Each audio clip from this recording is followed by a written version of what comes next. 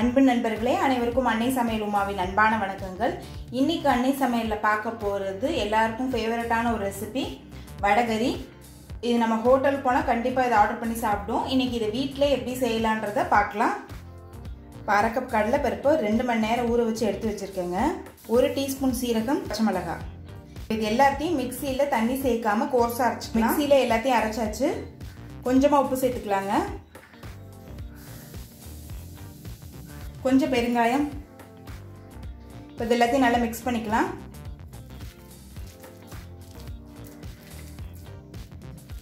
இப்போ இது எல்லாத்தையும் வேக வச்சிடலாங்க. ரவுண்டாக உருட்டி வைங்க, அப்படி இல்லைன்னா கொழுக்கட்டை மாதிரி பிடிச்சி வைங்க. இப்போ இது இட்லி பாத்திரத்தில் 15 நிமிஷம் வேகிற வரைக்கும் வெயிட் பண்ணலாம். இப்போ 15 நிமிஷம் ஆயிடுச்சு. பருப்பு நல்லா வெந்துருச்சுங்க. இப்போ இது கொஞ்சம் நேரம் ஆறின பிறகு கையிலே நல்லா உதுத்து விட்டு தனியாக எடுத்து வச்சுக்கலாம். கடாயில் தேவையான அளவு எண்ணெய்.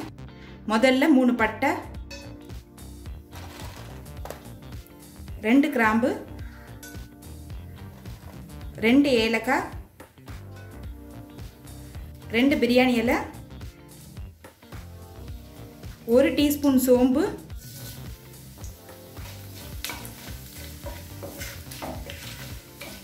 கொஞ்சம் கருவேப்பிலை சேர்த்துக்கலாம். அடுத்தது நீளமாக நறுக்குன 2 பெரிய வெங்காயத்தை சேர்த்துக்கலாம்.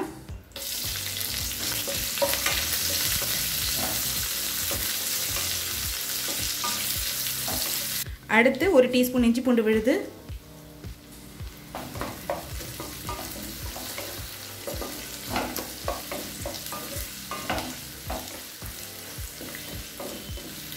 இப்போ வெங்காயம் நல்லா வதங்கிடுச்சு. அடுத்து 1 தக்காளி சேர்த்துக்கலாம்.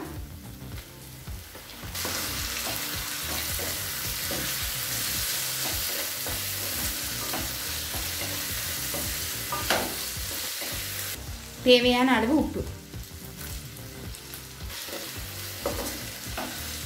நம்ம ஏற்கனவே பருப்பு கூட உப்பு போட்டிருக்கோம், அதனால் அதுக்கேற்ற மாதிரி தான் நான் உப்பு சேர்க்குறேன். இப்போ தக்காளி நல்லா வதங்கிடுச்சுங்க. அடுத்தது கொஞ்சம் மஞ்சத்தூள், 1 டேபிள் ஸ்பூன் மிளகாய்த்தூள், 1/2 டேபிள் ஸ்பூன் தனியாத்தூள், 1 டீஸ்பூன் கரம் மசாலா.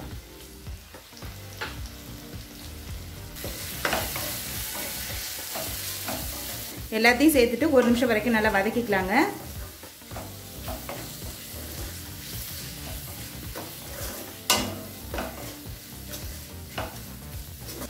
இப்போ மிளகாத்தூள் வாசனை போக நல்லா வதக்கியாச்சு. இப்போ 1 கப் தண்ணி சேர்த்துக்கலாம். 3 டேபிள் ஸ்பூன் தேங்காய் துருவலை மிக்ஸியில் நைஸாக அரைச்சி சேர்த்துக்கலாம்.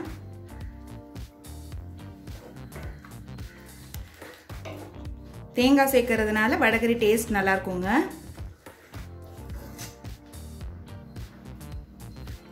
கொஞ்சமாக தண்ணி சேர்த்துக்கலாம்.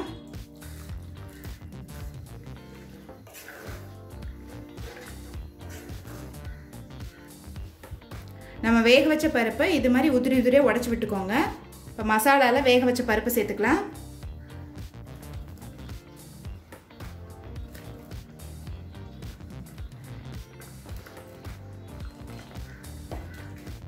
நல்லா மிக்ஸ் பண்ணிடுங்க. பருப்பு சேர்த்துட்ட பிறகு ஒரு 5 நிமிஷம் ஸ்லோலே இருக்கட்டுங்க.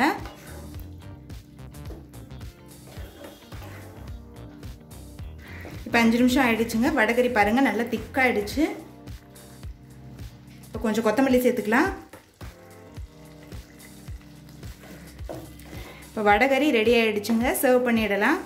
இப்போ சுவையான வடகரி ரெடி ஆயிடுச்சுங்க. ரெசிபியை ட்ரை பண்ணி பாருங்கள், கண்டிப்பாக உங்களுக்கே பிடிக்கும். ரெசிபி பிடிச்சிருந்ததுன்னா வீடியோவை லைக் பண்ணுங்கள், கமெண்ட் பண்ணுங்கள், ஷேர் பண்ணுங்கள். இது வரைக்கும் அன்னை சமையல் சேனலை சப்ஸ்கிரைப் பண்ணலன்னா சப்ஸ்கிரைப் பண்ணுங்கள். தேங்க்யூ.